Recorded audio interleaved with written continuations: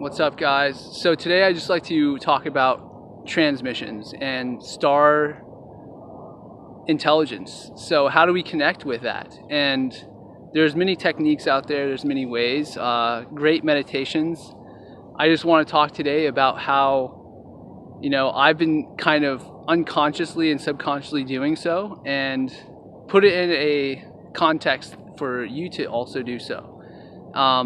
I myself am very connected and resonate deeply with the Pleiadian star system and the constellation of Taurus.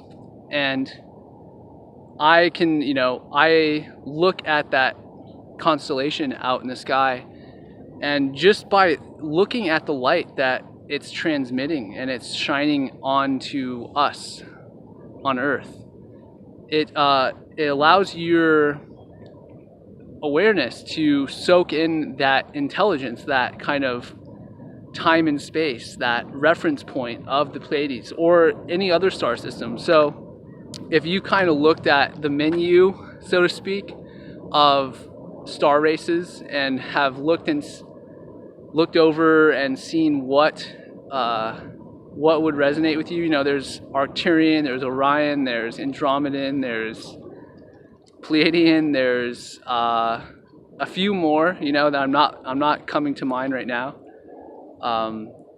Anyway, those are all on the menu, and those are all have been meditated on and kind of understood in a way for us to utilize and kind of continue our connection with them. And many people have done so in the past, and I personally resonate with the Pleiadian message and the Pleiadian transmissions. So, but if you don't, then I highly recommend this exercise here for you guys.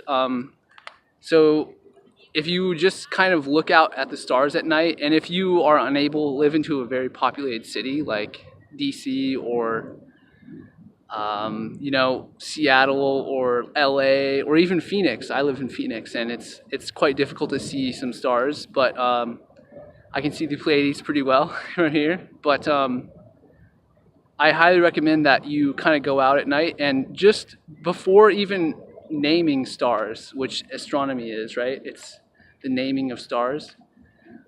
Before you even do that, I would recommend that you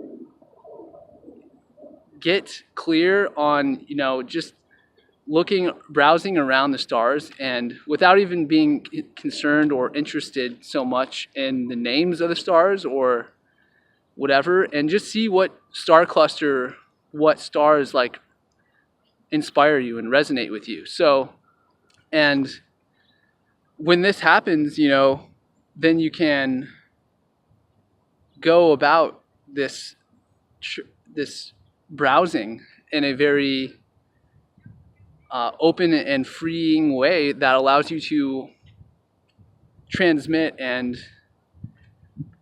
receive signals and intelligence from those stars. So that is one very helpful way. And then of course afterward, when you kind of point it out a few times, like what star resonates with you, then go with your star app, or the apps that tell you the names of the constellations and stuff, and then go and find out which one resonates with you, and then you can research yourself on like what intelligence comes from there, or if there hasn't been really any documented source or investigations or references to those, then you can begin to do it yourself, and you can document your intelligence and your messages for your the inspiration that you get from them. So that's one great way to connect with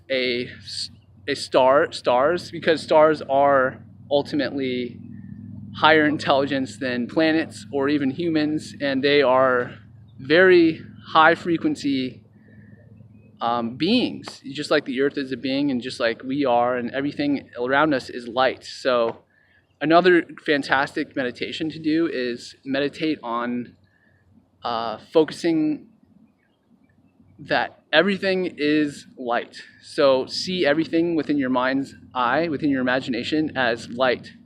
And that will further connect you on subconscious and unconscious levels to the eternity and the permanence and the immortal, everlasting, eternal presence that is around us. So that's another great way to connect to infinite intelligence. So by looking at the stars and by reading information from these star beings, these high density, high intelligent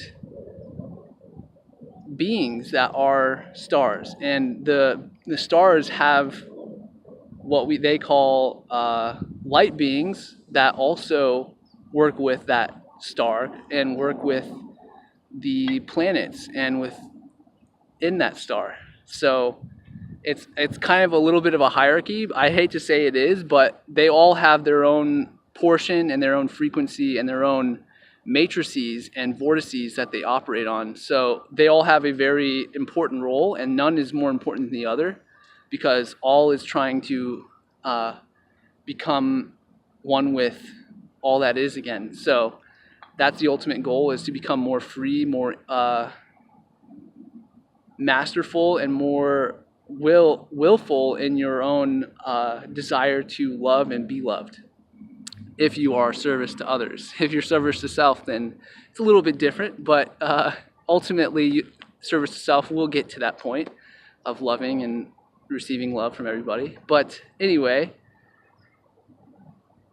star transmissions are something that has helped me, and connecting with the Pleiadian intelligence has changed my life. And if you guys don't connect with any of those star systems or star beings or races, then I highly recommend you do this exercise and go out to a place where you can just look at the stars and see which one kind of speaks to you, really, because that's what it is. It actually is telepathically imprinting information and intelligence into you. So it can be very helpful if you are seeking something more than just this physical realm, seeking more understanding of it, understanding of the physical realm and why we're here and what we're doing and what we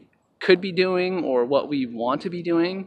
If we don't really know what we want, that's a very helpful way to kind of experience something that we haven't experienced before, connecting with the stars, that is. So experiences are a key essential thing for you to learn your lessons and fulfill your agreements and to